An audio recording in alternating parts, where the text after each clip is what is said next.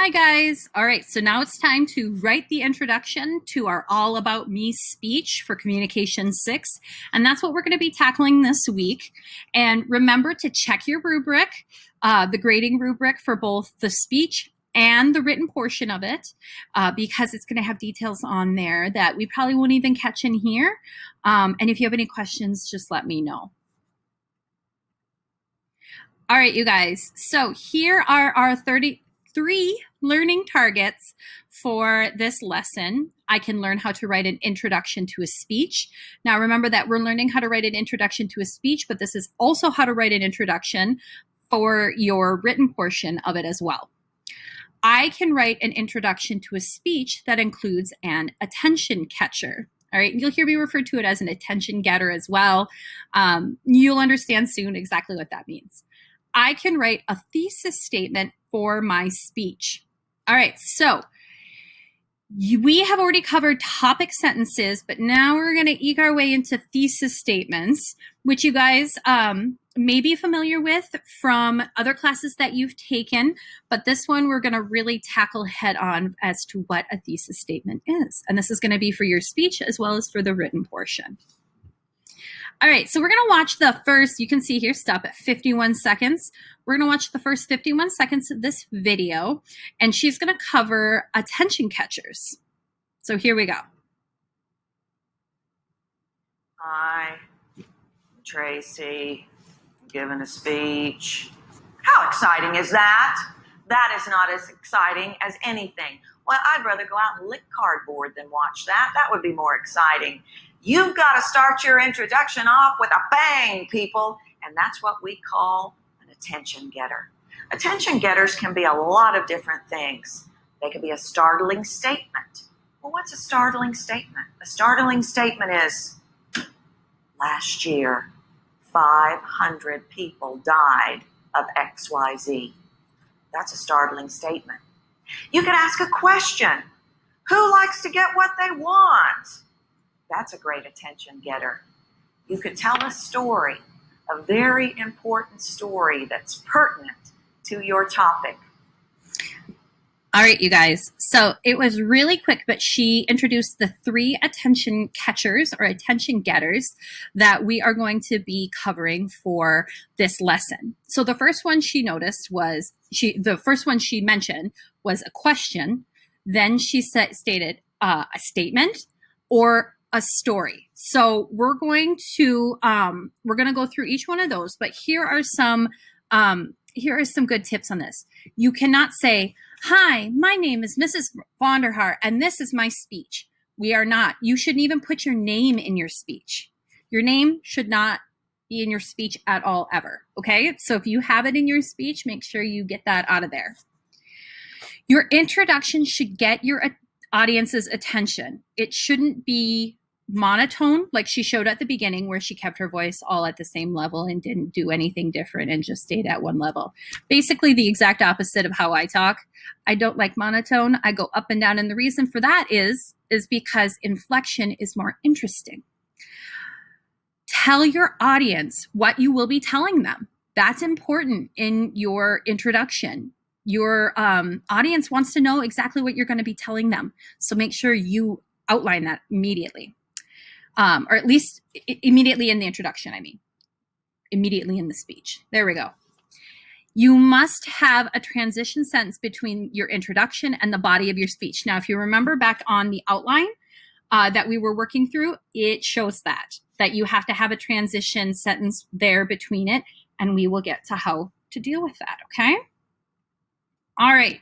So now, if I was going to choose to write an attention catcher for my All About Me speech, these are 3 different options that I could use. So question: have you ever wondered what teachers do in their free time? How about what their family is like? That's a very interesting attention catcher, right? And now remember, attention catcher is your very first sentence or group of sentences at the beginning of your introduction. It's the first thing you're going to be saying, okay? Keep that in mind when you're thinking about attention catchers, All right. Now here's a different option. So instead of doing a question, I could do a story. I traveled to Italy when I was 18 years old. As I stared at the Mediterranean Sea, I knew my life would forever be changed by my love of travel. All right, brief story that really starts launching us into it. Now it's relevant to what I am going to be talking about later. If you remember, I have an interest in travel.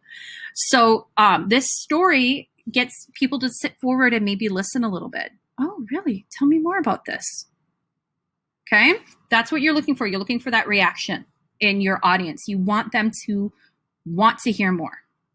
The third option is a statement. Okay, and this is something that's it's startling, or it's interesting, or it makes you go, "What? That's something interesting." Okay, so here's my statement that I could use to start it. Some people like to play video games in their spare time, but I like to read. Okay, now this may not be startling for you guys because you know how much I like to read, but if you think that if you've met somebody that doesn't know you, this could be something startling for them, right? All right, so I want you guys to decide which is your favorite attention catcher, which one you want to use, all right? And I want you to be prepared to explain why you chose this attention catcher during this week's Class Connect, okay? It may be our entrance or exit ticket. So make sure that you know whether it's the question, story, or statement. And once you've integrated into your outline, make sure you know exactly why you chose it. All right, I gotta move myself here for a second. Here we go, you guys. All right, so in your outline, you are going to have an introduction. You see it says introduction there, and then it's going to say attention catcher, thesis statement, and preview. All right, now I know we don't have all three of these listed out in your original outline, so what we're going to want to do is we're going to want to add those. All right, and so I'm going to start a fresh Google Doc for you guys, but you're going to open up your outline at the same time. And then that way you have your outline as a reference while you're writing your introduction in a new document. And we'll eventually combine them all together. So no worries about that, because I know it's not listed on there and I don't want it to get confusing for you guys. All right. So in your introduction, you're going to need your attention catcher. Have you ever wondered what your teachers do on their free time or what their family is like? How about where their favorite place to vacation is? Okay. Get your attention catcher in there. Then put in your thesis statement. Today, you are going to learn 3 things about me. And then you're going to preview. I will be telling you about my family, my hobbies, and my interests. Okay, so attention catcher is that one that we've been looking at throughout this entire lesson so far. Your thesis statement. Your thesis statement is one sentence, one, not 2, 1, okay? One sentence that tells your audience your purpose for your speech, okay? And when you're writing your thesis statement, you are not going to outline that I'm going to be telling you about X, Y, and Z today. You're going to say, today, I'm going to be telling you 3 interesting facts about myself. These 3 interesting facts include, et cetera, et cetera, et cetera. Now, you're obviously going to be telling more than 3 interesting facts, but you can see how you can summarize it into one sentence. Tell me what you're going to do today. What is the purpose of your speech? Thesis statements are very, very important because it's something you're going to be doing pretty much in every essay going forward here in your middle and high school career, and potentially into college if you go to college as well.